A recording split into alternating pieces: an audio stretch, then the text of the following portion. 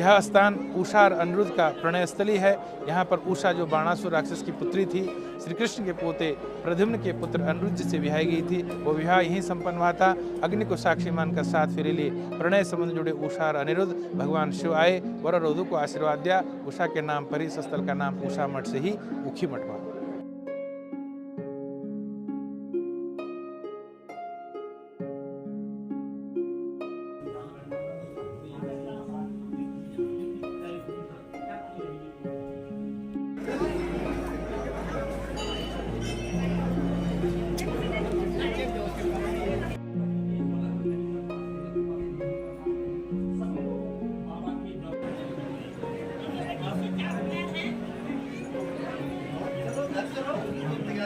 उषा बाणासुर की बेटी हुई और अनिरुद्ध कृष्ण के पौत्र प्रद्युम्न के बेटे हुए हैं। और प्राचीन परंपरा में मठ था, विद्यालय चलता था, संत साधक तंत्र मंत्र की दीक्षाएं लेते थे, अपनी योग साधनाएं करते थे।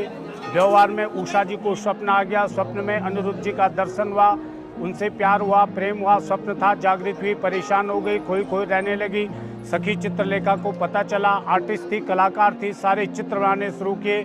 यक्ष, गंधर्व, किन्नर, चारण, देवी देवताओं के जैसे अनिरुद्ध जी का चित्र बना।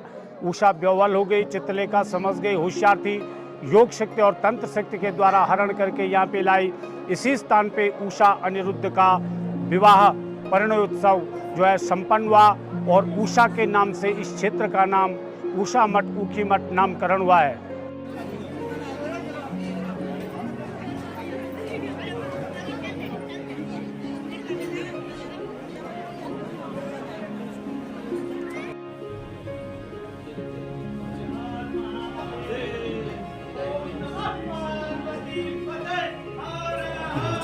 ब्याह होना असंभव था क्योंकि बाणासुर असुर थे, ये श्री कृष्ण के देव पौत्र थे, ये देवपुत्र थे।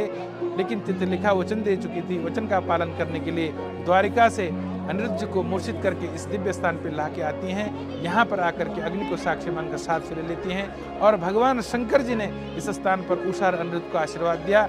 इसीलिए इस स्थान का नाम उषा मठ से ऊखी मठ हुआ। ये चित्रलेखा की भूमि है और चित्रलेखा जो थी यंत्र साधना में, तंत्र साधना में, चित्रकारी में बहुत निपुण थी।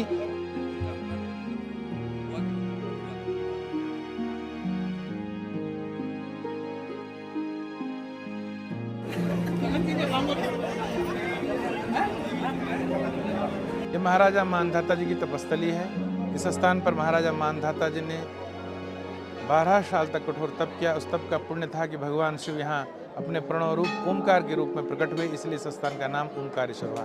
ये पंच केदार का प्रमुख गद्य स्थान है। केदारनाथ, मदमहेश्वर, तुंगनाथ, रुद्रनाथ और कल्पेश्वर। जब पांडवों को गुरु हत्या, ब्रह्म हत्या, गोत्र हत्या का पाप लगा तो व्यास ऋषि की आज्ञा लेकर पांडव इसी दिव्य हिमालय पे आए थे अपने पाप का प्रायश्चित करने के लिए। लेकिन जब भगवान शिव ने उन्हें एक रूप में दर्शन न देकर अलग अलग स्थानों पर अलग अलग स्वरूपों में दर्शन दिए, वो पंच केदार कहलाए, जो कि हिमालय में है, हिमालय की दिव्य श्रृंखलाओं पर हैं। जो वहाँ नहीं जा पाता है, इस ऊखी मठ नामक उषा मठ में आकर के वो दर्शन करता है, भगवान श्री केदारनाथ जी के गद्दी के दर्शन करता है, उसे पूरे 5 केदार की यात्रा का पुण्य मिल जाता है।